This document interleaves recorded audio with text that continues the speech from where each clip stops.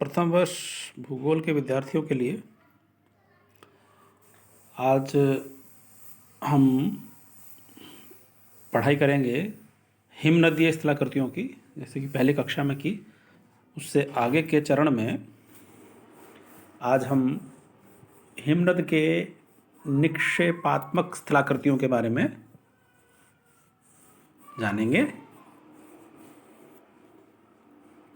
विद्यार्थियों,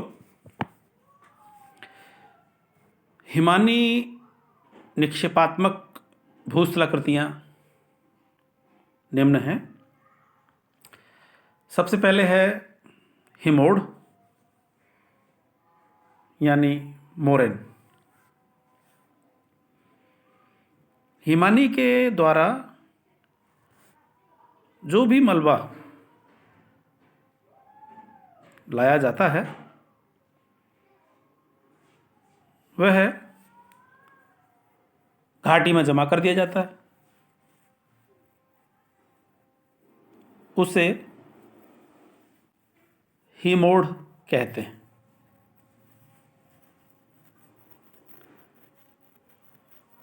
मोरेन जो शब्द है वो फ्रांसीसी भाषा का शब्द है और इसका प्रयोग आल्प्स के किसानों के द्वारा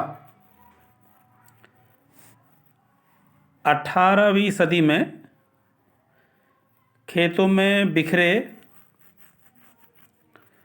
मिट्टी के ऊंचे जमाव, गोलाश्म मृत्तिका के ढेर को मोरेन कहा जाता था। हिमानी की घाटी में ऊपरी पर्वतीय भागों में ढालों पर तुषारपात यानी अपक्षय की क्रिया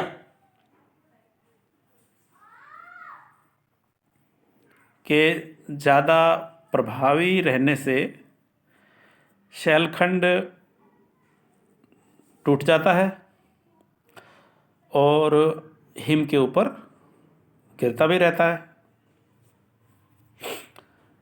जो निम्न आकार के टुकड़े होते हैं और हिमानी के ऊपर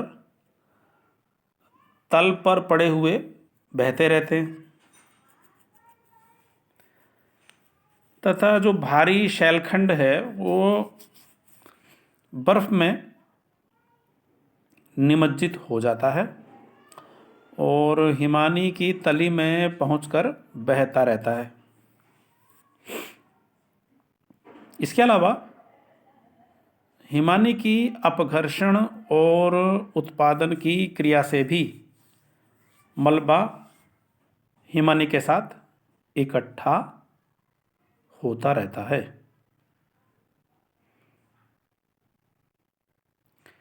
हिमानी के पिघलने के साथ इनका जमाव हो जाता है तो ये हिमोड कहलाते हैं।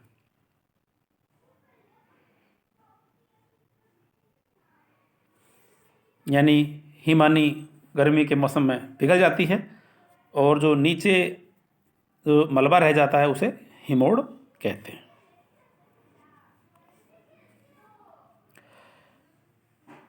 हिमोड के जमाव स्थल की विविधता के कारण कई तरह के ये हिमोड होते हैं। नंबर 1 तलस्थ हिमोड, नंबर 2 पार्श्विक हिमोड, नंबर 3 अंतस्थ हिमोड, नंबर 4 मध्यस्थ हिमोड, नंबर 5 प्रतिसारी हिमोड। अब देखिए, सबसे पहले आता है तलस्थ हिमोड। अंग्रेजी में ग्राउंड मोरेन कह देते हैं। ये हिमानी की तली जो धरातल है उसके ऊपर मलबे के अत्यधिक भारी होने के कारण मलबे का कुछ हिस्सा अपनी तली पर छोड़ करके ऊपर से हिमानी गुजर जाती है। इस तरह से हिमानी द्वारा अपने आधार तल पर निक्षेपित किया गया मलबा तलस्थ हिमोड़ कहलाता है।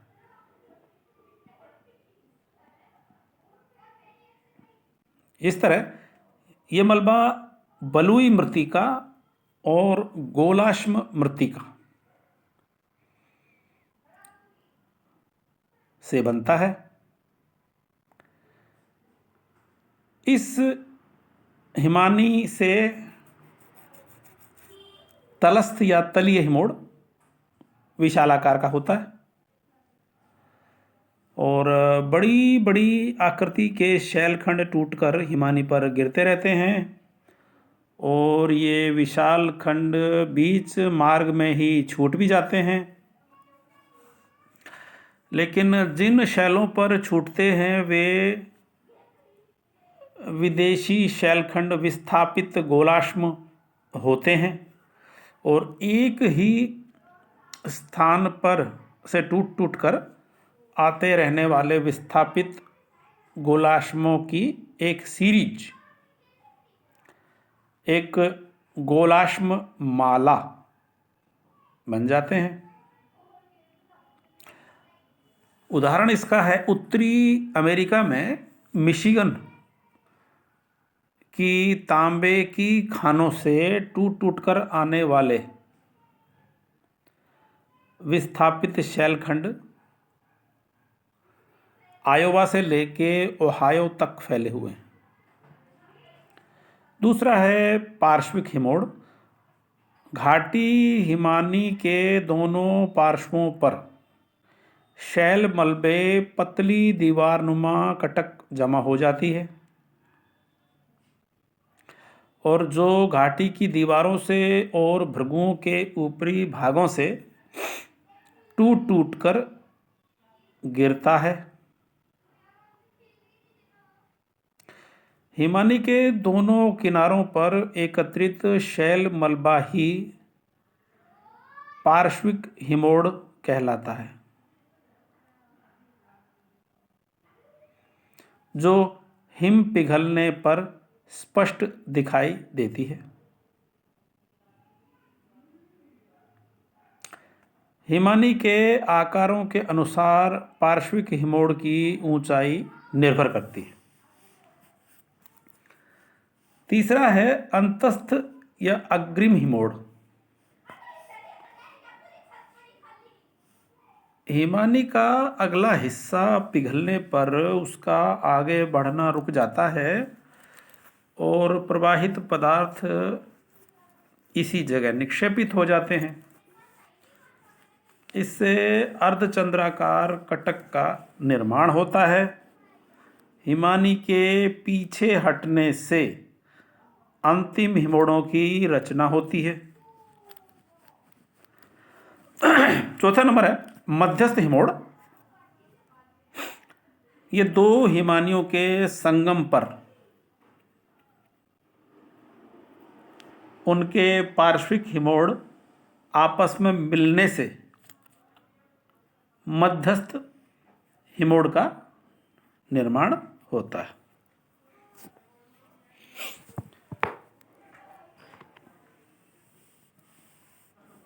और अगला जो इसमें स्थलाकृति है वो ड्रमलिन है। हिम नदोड़ इसको कह देते हैं। ये आयरिश भाषा का शब्द है असल में और ये छोटी अंडाकार पहाड़ियों के लिए इस्तेमाल होता है और यह निक्षेपात्मक आकृति है जो गोलाश्म मृत्तिका द्वारा निर्मित छोटे छोटे टीलों के रूप में होती है। देखने से ये उल्टी नौका जैसी, अंडों की टोकरी जैसी दिखती है।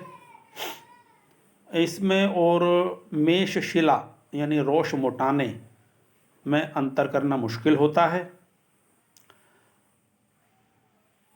ये तो निक्षेपात्मक आकृति है, जबकि रोशमुटाने अपर्दनात्मक है।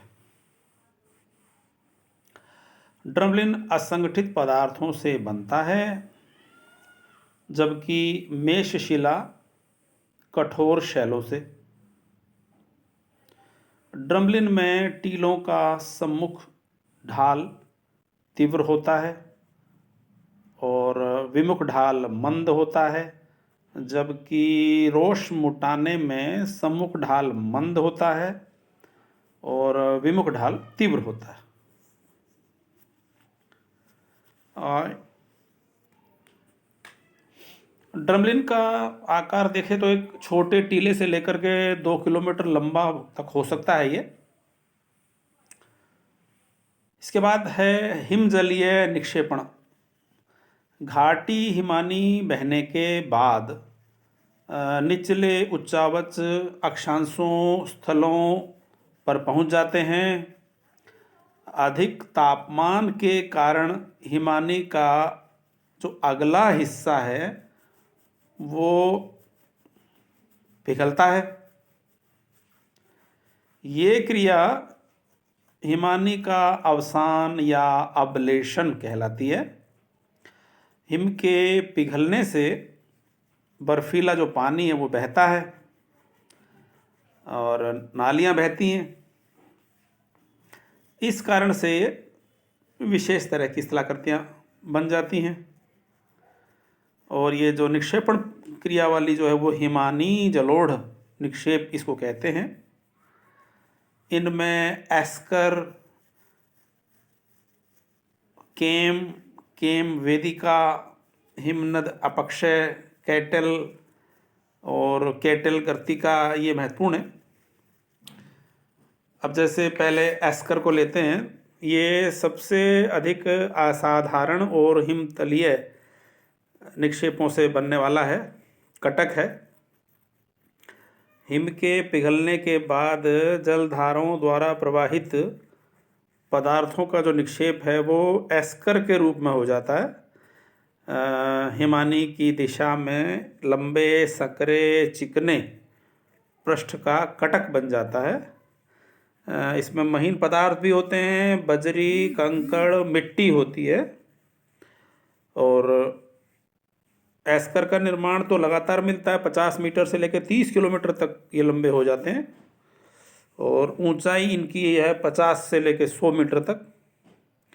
इनके जो पार्श्व हैं वो तीव्र ढाल वाले होते हैं और इनका निर्माण ऊंची, नीची और दलदली जमीन के कटक के रूप में होता है। इस प्रकार से तो फिनलैंड और स्वीडन में इन्हीं के सहारे सड़कों और रेलों के मार्गों का विस्तार भी हुआ है। यानी ये इस तरह से काफ़ी सुविधा भी पहचान दे देते हैं।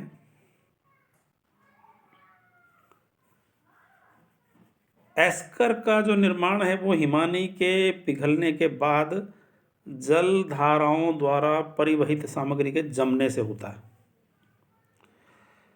अगला है केम। हिमानी के जल द्वारा निक्षेपित बालू और बजरी के अनियमितिकार शंखाकार टीलों को केम कहते हैं।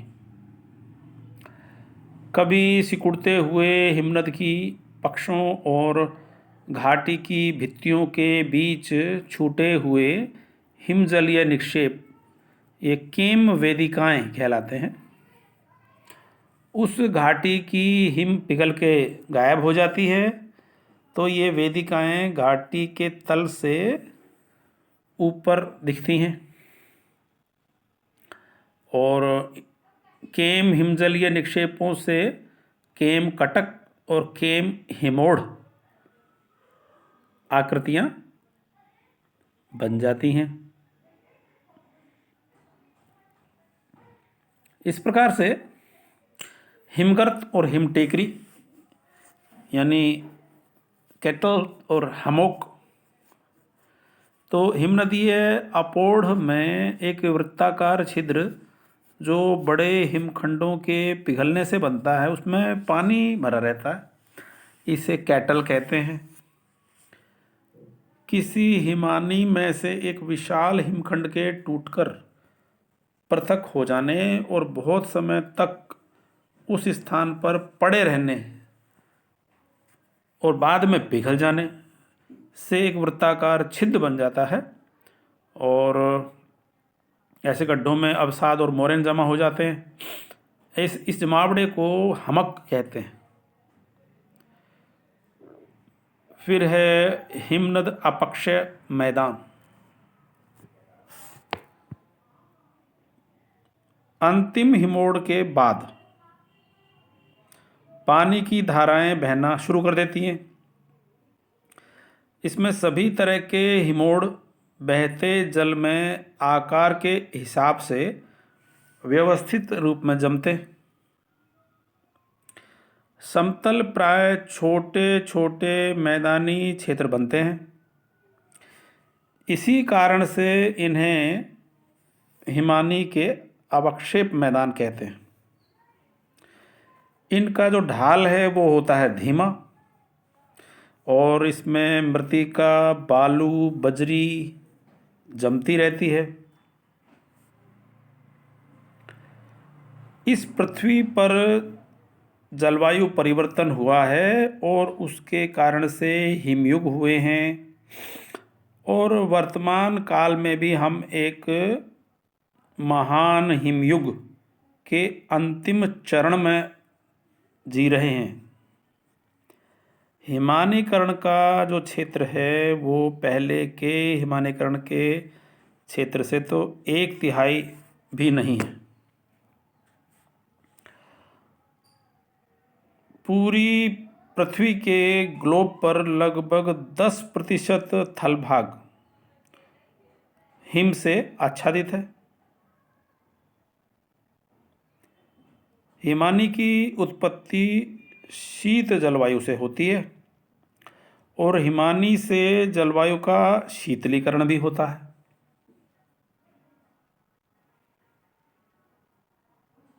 जलवायु के ये परिवर्तन दीर्घकालीन चक्र और अल्पकालीन चक्रों द्वारा होते हैं, और ये परिवर्तन चक्र जो हैं वे आपस में मिले रहते हैं। धरती के लगभग 1/5 यानी 20% लगभग क्षेत्र में स्थलाकृतियों का जो निर्माण है वो हिमानी यानी ग्लेशियर द्वारा की गई अपरदन, परिवहन और निक्षेपण क्रियाओं से हुआ है।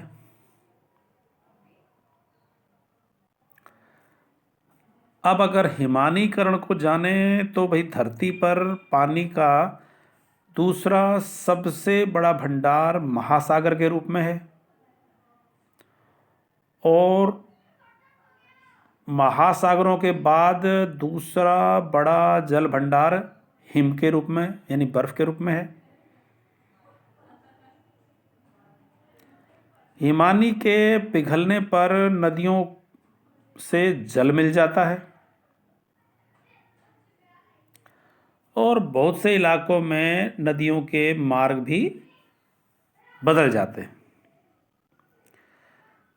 बड़ी बड़ी झीलों का निर्माण हो जाता है, दलदलों और मैदानी भूमियों का भी निर्माण हो जाता है।